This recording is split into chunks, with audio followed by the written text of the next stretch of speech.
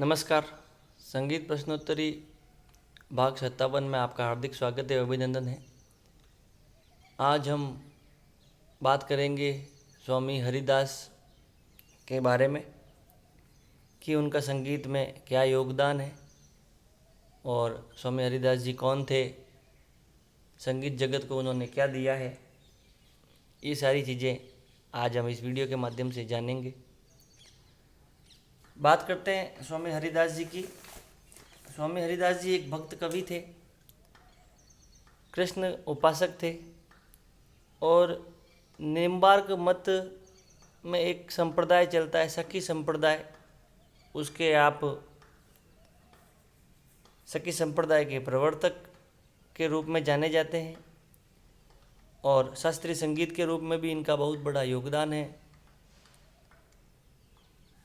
ये सखी संप्रदाय बाद में हरिदासी संप्रदाय के नाम से जाना जाने लगा और भक्त अपने आप को इसमें कृष्ण की सखी मानते हैं और नक से लगाकर शिखा तक के श्रृंगार का वर्णन भक्त भगवान का करते हैं।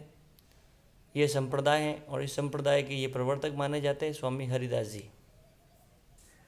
स्वामी हरिदास जी का जन्म भाद्रपद शुक्ल अष्टमी संवत 1569 में उत्तर प्रदेश के अलीगढ़ जिले के खैरवाली सड़क नामक एक छोटे से गांव में हुआ था।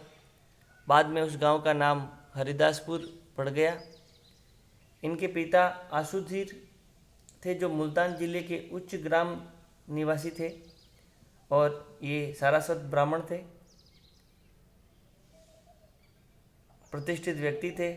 स्वामी हरिदास जी की माँ ने बचपन से ही संगीत के संस्कार को इनमें पोषित किया और आगे चलकर यही संस्कार भगवान श्री कृष्ण की भक्ति में लीन हो गए। यही संस्कार कहा जाता है कि बचपन में जो संस्कार बच्चों को दिए जाते हैं वही संस्कार आगे चलकर उसके व्यक्ति का व्यक्तित्व का निर्माण करते हैं। तो वैसा ही इनके साथ भी हुआ।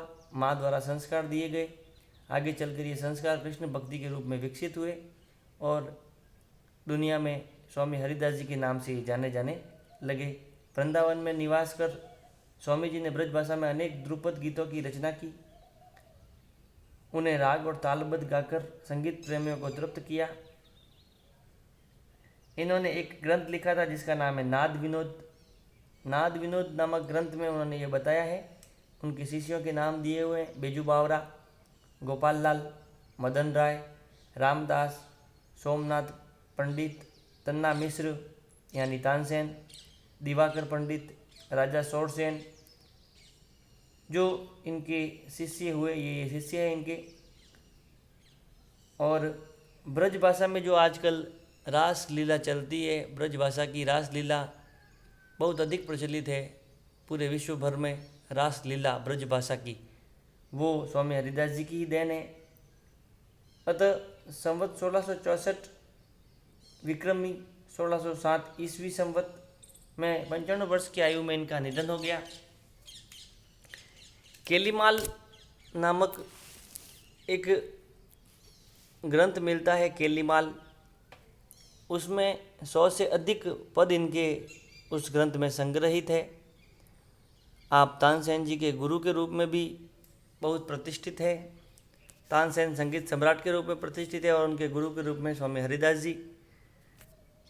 इनका एक पद है: जिन बेसा मोरा ठाकुर रींजे सो ही भेष धरूंगी, यानी जिस भेष में भगवान श्री कृष्ण मेरे ऊपर कृपा करे वही रूप मैं धारण करूंगी। यानी सखी के रूप में इन्होंने अपने आप को स्वीकार किया और अपने प्रीतम के रूप में भगवान श्री कृष्ण को स्वीकार किया।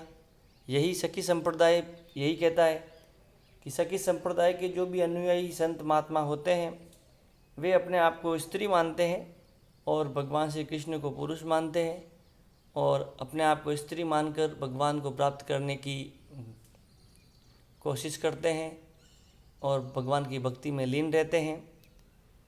और उसी सखी संप्रदाय को आपने स्थापित किया।